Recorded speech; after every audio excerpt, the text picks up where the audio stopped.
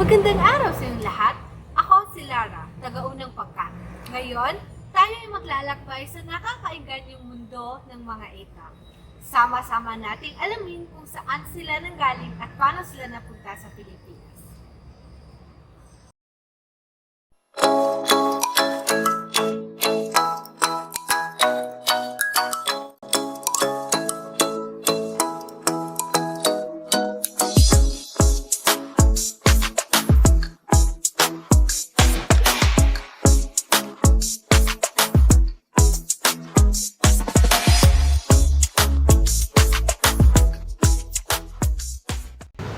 Magandang araw sa inyong lahat. Ako si Alicia May at sa ating paglalakbay ngayon, tayo ay mag-i-explore sa kasaysayan at kasalukuyang pamumuhay ng mga ETA dito sa Pilipinas.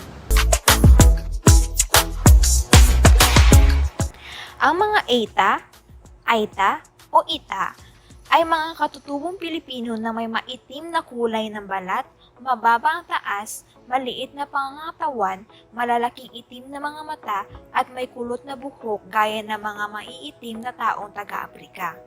Dahil sa kanilang mga buhok, sila ay karaniwang tinatawag ding mga kulot. Kulot din ang kanilang karaniwang tao sa isa't isa. Pinaniniwalaang sila ang mga unang taong naninirahan sa Pilipinas, ngunit naitaboy sa mga bundok ng mga sumusunod na dumating sa bansa. Sila ay naninirahan sa malawak na bulubundukin ng Zambales, ngunit dahil sa pagsabog ng bulkan na pinatubo noong 1991, sila ay napilitang bumaba na ng bundok. Sa ngayon, sila ay kalat-kalat na naninirahan sa iba't ibang mga lalawigan tulad ng Zambales, Pampanga.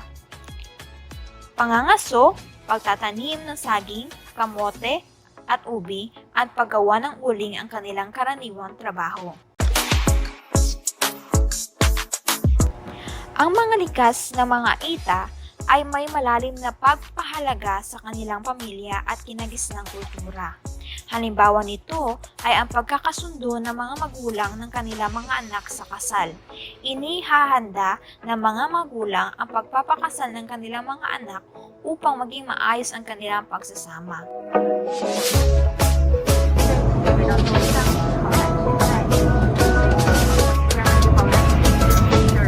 Bago ang kasal, ang lalaki ay kailangan makapabigay ng dote sa pamilya ng babae.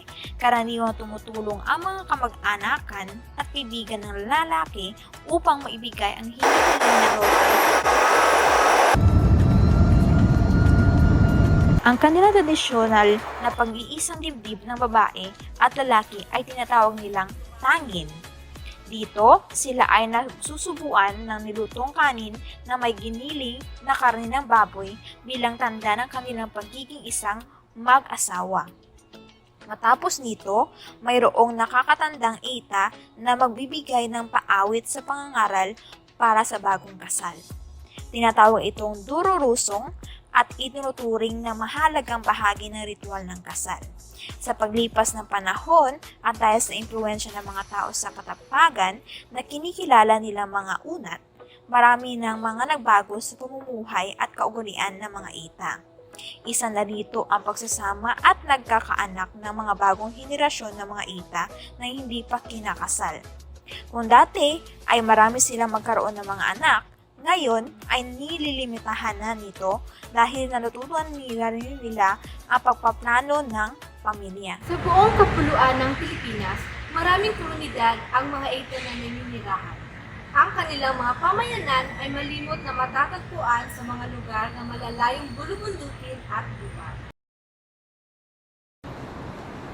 Magandang araw, ako nga po si Henry at andito nga po tayo sa terminal ng bus. Ito nga pala si Ate Angel at sasamahan niya tayo papuntang sitio target ETA Community sa Pangbato, Angeles City.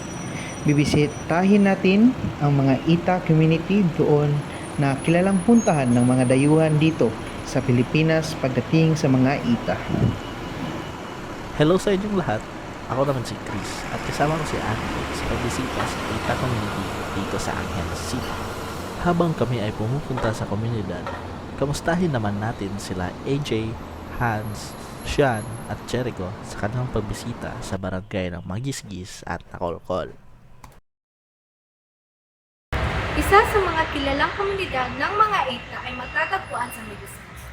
Dito, masasaksihan natin ang kanilang buhay at kultura na patuloy na namamayani sa gitna ng wilderness. Hello guys, ako si EJ at kasama ko sila Hans, Jericho at Sean dito sa Magisgis. Talagang hindi madali ang pagpunta dito. Buti na lang at mas may masasakyan. Na di tulad na dati na weapon carrier lang talaga ang masasakyan. Nakulkul at Nagisgis ay dalawang baryo ng mga Ita na nasa kalagitnaan ng mga bulubundukin ng Zambales. Ito ay ang barangay Nagisgis o mas kilala sa tawag na Magisgis sa bayan ng Butolan sa Zambales. Magandang araw, ako si Hans. Marami na bago sa bayan sa Nagisgis. Maraming mga bagay na babago lalo sa kanilang pamumuhay. Ayon sa libro, ang Nagisgis ay binuo ng humigit ng kumulang sa 4 kubo ng mga Aita at isang eskwelahan tuturo hanggang grade 4. Nung nakarating kami ay tila gumanda na ang bahay ngunit hanggang grade 4 pa rin talaga ang kanilang para. Magandang araw, ako naman si Sean. Gulat na gulat kami sa kanilang pagiging reliyoso at lalong laking gulat namin nang aming mapansing bukod sa kanilang kasanayan sa pagsasalita ng wikang Filipino ay nakapagsasalita din sila ng bilingual. Nagsasalita ng mga salitang Ingles ang kanilang mga pangungusap tulad ng ihanda na ang mess hall. By golly, ang sarap ng ulam. Kailangan pong i-hike ang pagpunta dito dahil wala pang vehicle ang pumupunta dito at iba pa. Sa kabutihang palad ang mayroon na rin namang mga sasakyan na nakakapasok sa lugar, partikular ang mga motor at mga trisiklo. Magandang hapon sa lahat. Ako si Jericho at malapit na kaming makarating sa Magisgis. Sa daan pa lamang ay inilalarawan na namin ang aming diwa at hitsura ng tipikal na Ita. Kulot na kulot ang buhok. Sunog na sunog ang balat, pandak na pandak, sarat na sarat ang ilong, at makapal na makapal ang labi. May mga ilog at tatawirin papuntang Nagisgis. Kaya namang tawirin ng trisiklo ang mababaw na ilog.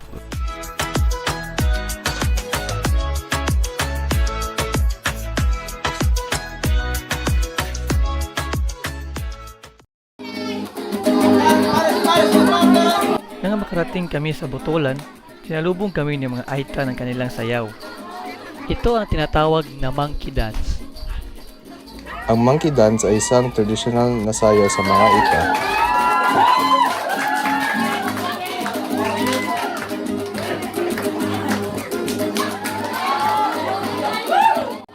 Ayon sa aming pagsasaliksik, ito ay isang uri ng sayaw na may paggamit ng galaw na nagpapamalas ng kanilang kahusayan sa pagakyat at paggalaw sa mga puno, na gaya ng ginagawa ng mga unggoy.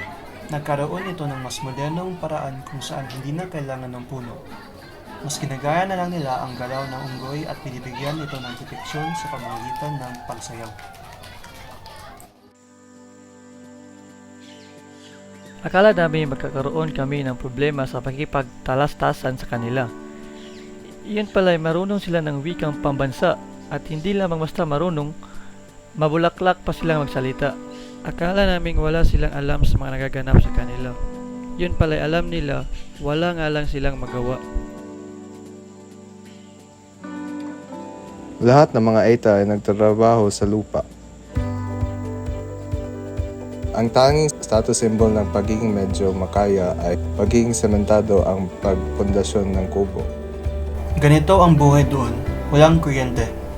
Sa makatuwid wala ang mga bagay na kakambal ng kuryente tulad ng refrigerator, oven, stereo at iba pa. Ang babaran ng maruruming pinggan ay ang sapa. Kasalamuhan ng tao ang aso at lahat ng bahay ay may aso, kaya't namantal ang binti namin sa kagat ng pulgas. Kaya nga pala, habang papunta kami kanina ay napadaan kami sa Nakolkol. Saglit lang kami doon at napahinto kami. Teka lang, hindi ba tayo maroon ng video doon? Oo nga pala, nakapag-video ako doon. Tara, tignan natin. Ay,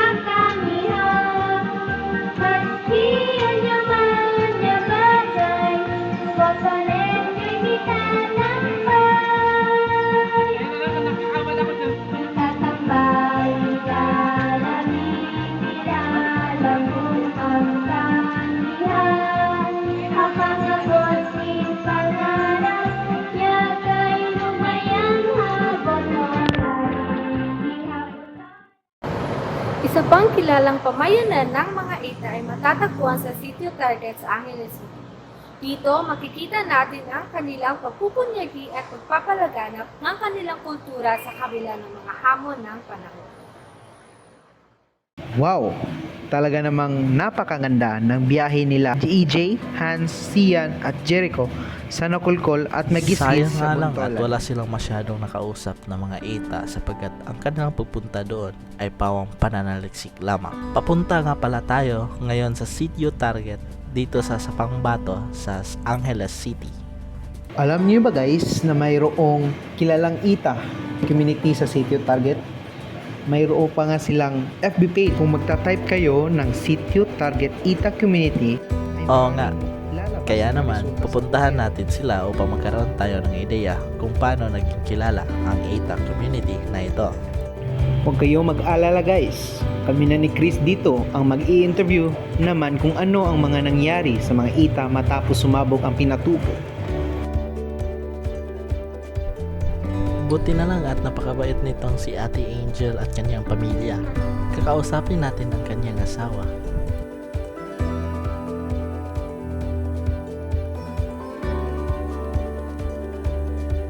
Kuya, ETA community po ito bago sumabog ang pinatubo. Yes, yes. And this is a sitio target. They call the sitio target because the American soldier bring the car there and then learning center, sir. This community, sir, 80% of people here, the ITAS, is a families, my wife. Before the eruption, this area, this is the access road of the American soldier. This is the access road, not here, only here. Okay. So many American soldier bring the car, and then up there, after there, bam, bazooka, Armalite, like that. Only training. So sa lugar na ito guys ay may mga 350 na pamilya. Malaking komunidad at halos magkakakilala lahat.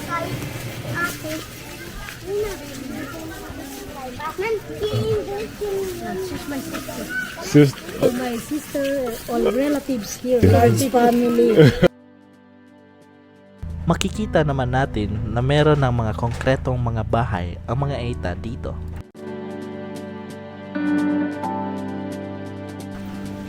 One house, three family, and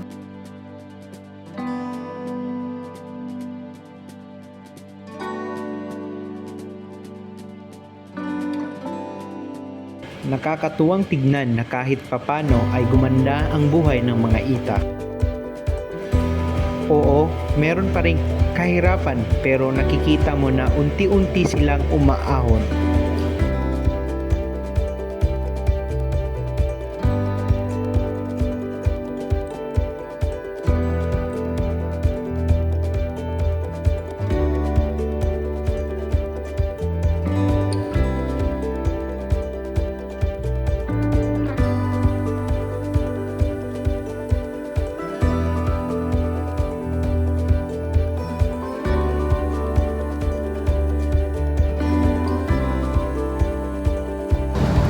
Ang paglalakbay natin sa mundo ng mga ETA ay isang pagkakataon upang mas kilalanin at maunawaan ang kanilang mga pinagmulan at kasaysayan. Salamat sa pagtatangkilik at hanggang sa susunod na paglalakbay!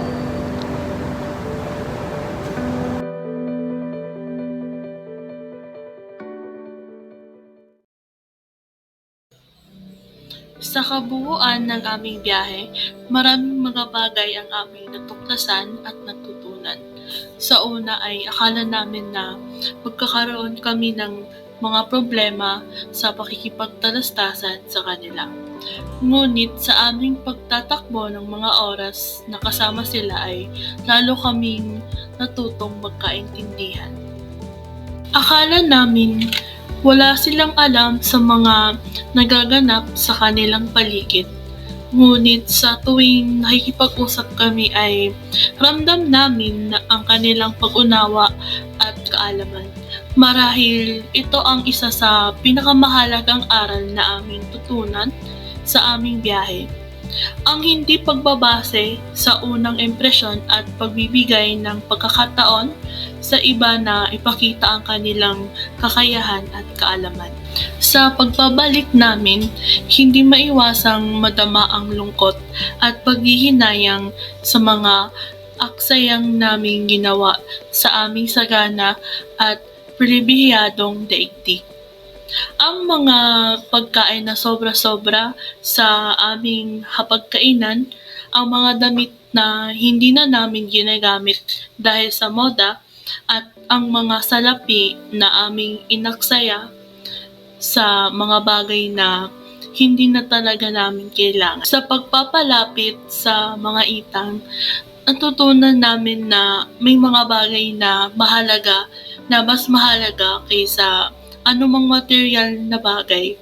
May mga mata kami ngunit hindi kami nakakakita. May mga tenga ngunit hindi kami nakakarinig. At may mga damdamin kami na hindi namin nakikita. May mga damdamin na hindi namin nadama at hanggat hindi namin itinuro ang aming mga mata at tenga sa mga tunay na pangangailangan ng iba. Sa kabuuan, ang aming biyahe ay isang masiglang pagtuklas at pag-aaral na hindi lamang sa kultura ng mga ETA, kundi sa sarili naming mga puso at kaisipan. Sa pagbubukas ng aming mga mata at tenga sa mga pangangailangan ng iba, mas lalo kaming tutunan ang halaga ng pagmamalasakit at pagtulong sa kapwa. Hanggang sa muling nating pagkikita, ako si Katrina, nagpapaalam. Maraming salamat at magandang araw sa inyong lahat.